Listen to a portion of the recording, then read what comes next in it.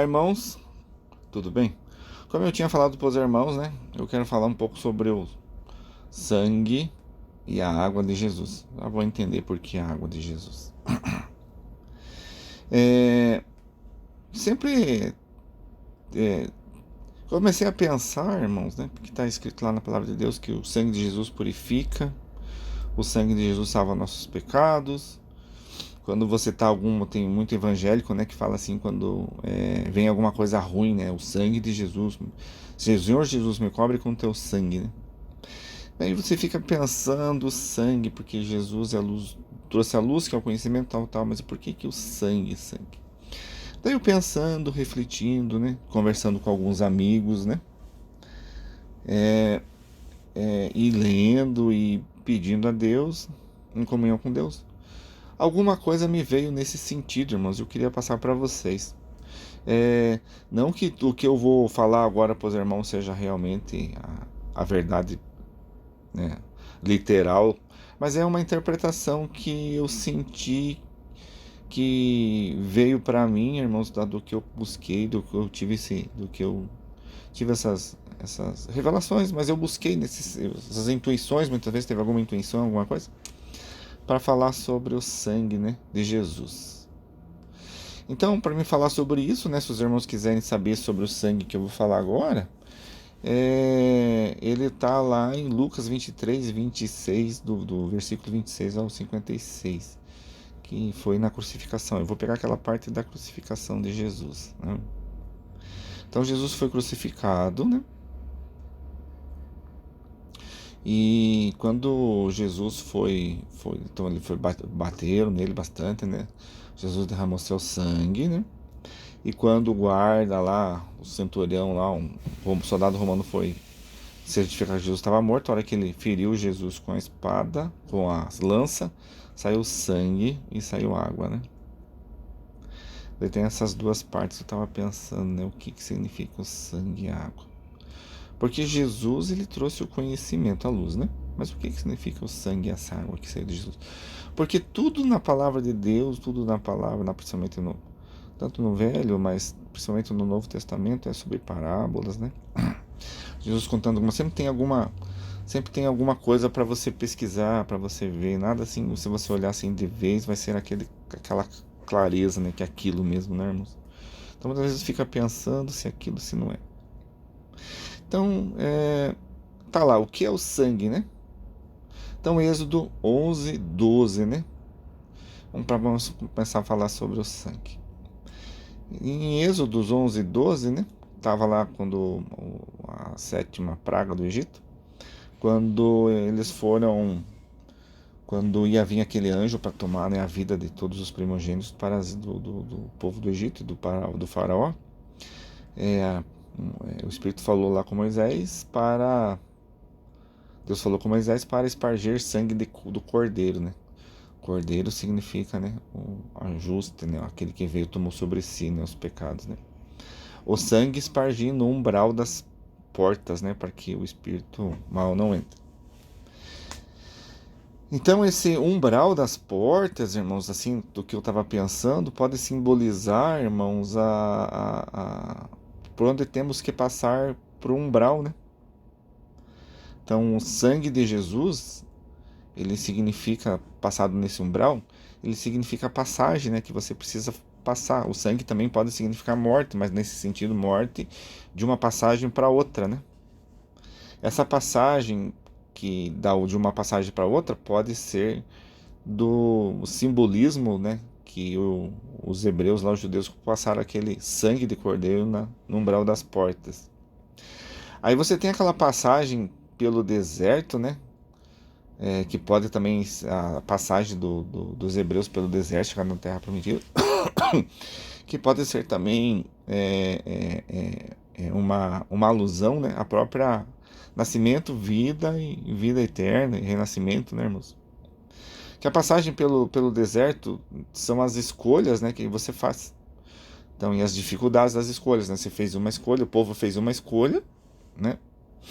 Fez uma escolha e por essa escolha que ele teve os seus méritos e deméritos, né? Ele colheu o seu fruto do que ele escolheu.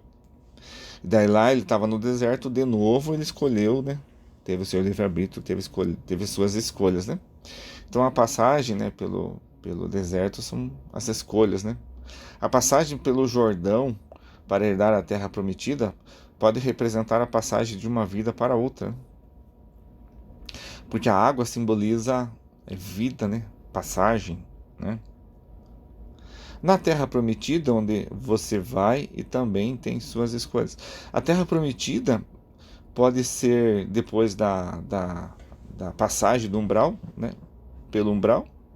Então você passa pelo umbral, você tem a terra prometida. Mas mesmo você como espírito na terra prometida, você vai ter suas escolhas, né? Porque quando eles saíram do Egito, irmãos, significa essa passagem, eles saíram do Egito e foram para o deserto. Tiveram suas escolhas, talvez seja aquela escolha, uma ilusão, né? Uma comparação com o que nós nascemos, né? A gente nasce e faz suas escolhas.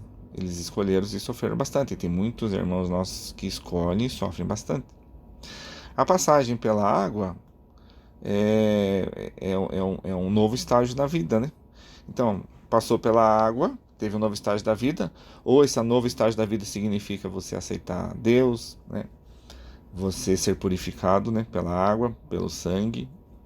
E entrou na Terra Prometida, pode ser depois do desencarne, você desencarna e vai para a Terra Prometida, mesmo desencarnado, você no mundo espiritual, ainda as suas escolhas têm muito efeito, porque o teu livre-arbítrio ele não vai acabar. O teu livre-arbítrio você tem aqui e tem no mundo espiritual. O mundo espiritual é mais fácil você usar o livre-arbítrio para o bem, quando você já faz as coisas certas, né? Já vibra na luz, então quando você faz as escolhas certas, fica mais fácil de você lá no mundo espiritual escolher as coisas boas. Agora quando você faz as coisas erradas e você desencarna, e morre, você vai para um umbral, vai para o inferno, e lá você vai sofrer, para depois você ser socorrido, para depois você ser trabalhado, né? Para você depois você ser reencarnado de novo. Então, de novo você vem, então é meio complicado. A água, né, que saiu do ferimento com a lança simboliza o nascimento. Porque o sangue ele pode simbolizar, se não vamos colocar assim, que passou no umbral das portas lá no Egito, ele pode simbolizar a proteção, mas também a passagem, né? Que pode simbolizar a morte também, né? A morte é uma passagem, mas uma passagem com Deus. Quando você aceita o Evangelho, quando você aceita Jesus, quando você aceita Deus, você tem a passagem, né? O sangue simboliza também uma morte.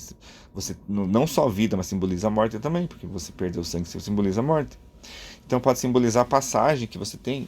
E quando você fala umbral, imagina uma porta que você tem na tua casa, né? A porta, o castilho da porta, aquela parte, ela seria um umbral. O umbral da porta é aquilo ali. Então, umbral é a passagem. Então, o sangue pode simbolizar a passagem que você faz no umbral. Só que se você passar, significa morte, mas se você passar na luz, também significa vida, porque você não vai para o umbral e não vai para o inferno, não vai sofrer, né, as degenerações, o sofrimento, e não vai se purificar lá no umbral ou no inferno. Então, a água que quando foi lançado Jesus, pode simbolizar nesse sentido, né, a vida, né, simboliza o nascimento. Para nascermos no mundo espiritual, passamos pelo ministério das águas. Aqui tem outra parte. Quando você está no desencarnado, que você precisa reencarnar, existe no mundo espiritual ministérios, né? Se você assistir o filme Nosso Lar, você vai ver que existe Ministério da Justiça, Ministério da Reforma, Ministério de vários ministérios. E também tem o Ministério das Águas lá que eles chamam, né? Esse Ministério das Águas é o que é responsável pela reencarnação. Então, por que é Ministério da Água, né? Porque veja bem, para nós nascermos, né? Nós somos o nosso corpo, né? Quando ele está na barriga da mamãe, né? Para ele se formar um bebê, ele fica no líquido amniótico, ele fica na água, né? O nosso corpo lá dentro, e depois que nós nascemos, né? Se você pesquisar no Google, você vai ver que nosso corpo é composto por 70% de água. E lá desencarnado no mundo espiritual, o ministério responsável pela reencarnação se chama Ministério das Águas. Porque nós temos mais água do que nós pensamos. Nós nascemos na água, no líquido amniótico, né? Então nós temos água. Então a água também simboliza nascimento. né? O sangue pode simbolizar a morte, mas a morte no esclarecimento e na luz que é Jesus que trouxe para nós, os evangelhos. E a água significa um renascimento. Renascimento. Renascimento tanto para a luz do conhecimento e renascimento nesse sentido quando você reencarna, né? Também, né? Porque nós precisamos reencarnar. Você vê como tudo tem simbolismo, né? Na Bíblia, se você pensar, tudo tem simbolismo. Então é bem bacana essa parte, né, da palavra de Deus, né? Então a água nesse sentido, irmãos, ela passa a ser vida, né? Vou falar um pouco sobre as 3 revelações que Deus mandou para nós, né? A primeira revelação seria os 10 mandamentos de Moisés. A segunda revelação seria os evangelhos, né? Que Jesus, inclusive, falou dos 10 mandamentos, que ele não vai revogar, mas se manter a lei que Deus tinha colocado, e a lei são os 10 mandamentos. E principalmente os evangelhos, e amar a Deus sobre todas as coisas, e até o próximo como a ti mesmo, seria um resumo que Jesus fez, né? E também continuando, seria pelo Espírito Verdade, né? Se vocês forem ler as obras de Allan Kardec, Allan Kardec fala lá que e Allan Kardec entrevistava os espíritos, eles respondiam para ele, ou através de médios, ou através de batidas, né, em mesa, tal, tipo assim, uma batida para sim, 2 batidas para não. Ele perguntava, eles respondiam de alguma forma para ele. Você tem que ler as obras para você poder entender, não é o foco desse vídeo nesse momento. Mas tem as 5 obras de Allan Kardec, né, que você vai ver lá a Gênese, o Evangelho segundo o Espiritismo, o Livro dos Médiuns, o Livro dos Espíritos e mais um que eu não me recordo agora. Mas são 5 obras de Allan Kardec. Segundo o Espírito Revelação, né, que foi dado lá no Kardec, 1800 e pouco, então são as 3 revelações que Deus deu para o homem, essas revelações que vão trazer a luz, né, que vão retrazer o nascimento. Então, Jesus trouxe uma revelação, trouxe uma vida, trouxe um nascimento, renascimento, né? Moisés trouxe um, Jesus trouxe outro e Allan Kardec trouxe outro. Porque se você ler as obras de Allan Kardec, você pode não concordar, eu não aceito, mas leia primeiro, irmão. Eu não aceito, eu não quero, porque não sei o que, mas leia primeiro, irmão. Leia. Antes de você falar, antes de você dizer que não aceita. Leia as obras de Allan Kardec. Você vai aprender muito lá, irmãos. Vai aprender muito. Então, irmão, a água transformada, tem aquela outra parte, né, do casamento, né, que Jesus transforma a água em vinho, né, a água transformada em vinho na festa do casamento lá, né, que é João 2:11, né, capítulo 2, versículo do 1 a 11. Também essa passagem tem um simbolismo, né, se for dentro daquilo que eu expliquei para os irmãos, que a morte pode simbolizar o fim, né, a passagem, né, a passagem, o fim, a morte pode simbolizar a passagem, o fim, que você faz a passagem, o umbral da porta lá do Êxodo, que passa a espargir o sangue na porta, o sangue que Jesus derramou, pode também simbolizar essa passagem, né? Esse conhecimento que foi trazido, essa passagem que você faz. Se você tem um conhecimento, você faz a passagem boa. Se você não tem o conhecimento, se você não pegou a luz do conhecimento, você vai fazer a passagem ruim. Você vai para o umbral, vai para o inferno. Se você teve o conhecimento, a passagem vai ser boa. Então vamos lá ver se ver se cabe essa minha isso que eu estou falando para você, para os irmãos, essa comparação, essa interpretação que eu fiz, né? Então, o casamento, né? Ele simboliza a passagem, né, da vida para a morte, porque a água simboliza a vida. O vinho, a água transformada em vinho é o corpo de Jesus, porque lá na Santa Ceia, na última ceia de Jesus, o que Jesus fez? Jesus tomou o pão e falou que era o corpo, tomou o vinho e falou que era o sangue, né? Então, o sangue é o conhecimento de novo, né, irmãos? Tá lá, da vida para a morte. Então, da vida a água, para a morte o vinho, que nesse sentido o sangue simboliza o vinho, porque lá atrás, na Santa Ceia, o sangue simboliza o vinho, o vinho simboliza o sangue de Jesus, né? Com o reencontro com o esposo e união para sempre. Então, você morre, faz a passagem na água, você morre no sangue, que é o conhecimento também, que é a luz, o conhecimento que Jesus trouxe, e você vai viver com o esposo, né? Que é Jesus Cristo. Certo? Até que a morte os separe, ou seja, o pecado novamente. A morte é o pecado, né? O salário do pecado é a morte. Então, o que que é a morte? A morte você corta os laços que você tem com o mundo espiritual. Você corta os laços, né, com o mundo espiritual, com Deus, com Jesus Cristo, que seria como se fosse uma morte. Não que o teu espírito vai morrer, porque a hora que você faz as coisas erradas, você tem você tem que vir acertar novamente na próxima reencarnação, ou nessa reencarnação que você está. Então você vai fazer o acerto, mas simboliza a morte. O pecado entra novamente na vida da esposa. Na esposa significa a igreja, a esposa significa nós, né? No mundo espiritual ou no mundo material, que você pode optar por fazer as coisas erradas tanto no mundo espiritual quanto no mundo material. Se você está desencarnado, você vai ter uma vida lá, você pode optar fazer as coisas boas ou fazer as coisas ruins. Novamente, quando nascer de novo, né? Então tem aquela parte lá de Nicodemos, lá que Jesus falou para Nicodemos que ele tinha que nascer de novo. Lá em Nicodemos não falou para Jesus, mas como é que eu vou nascer de novo, sendo já velho? Como é que eu vou entrar no ventre da minha mãe?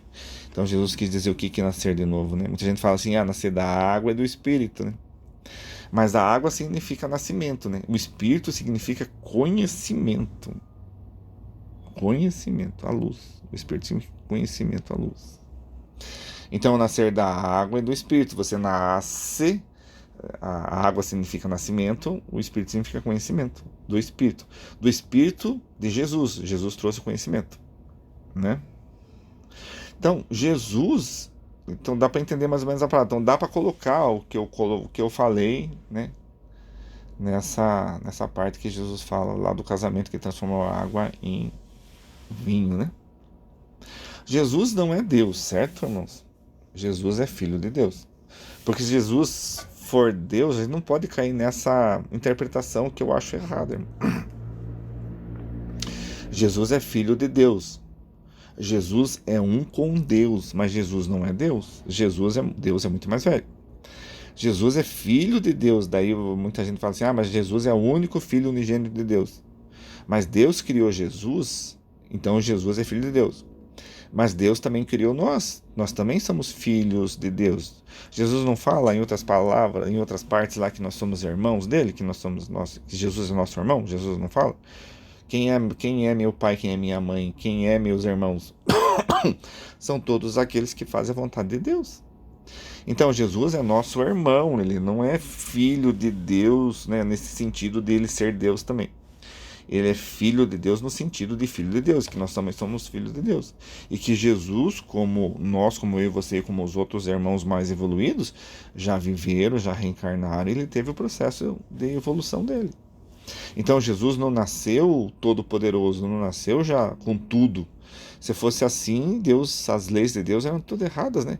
Porque Deus tem uma lei de Deus lá, do Allan Kardec lá, que ele pergunta para os espíritos, né?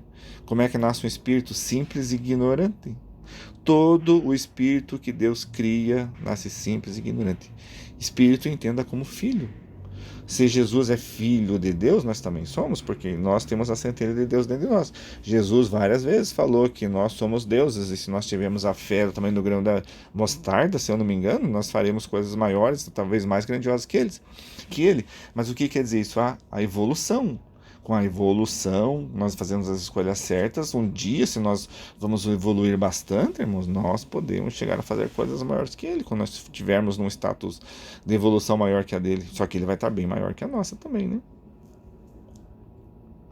Então, irmão, Jesus não é Deus, é filho de Deus, como nós, né? Ninguém vai senão por mim a Deus, né?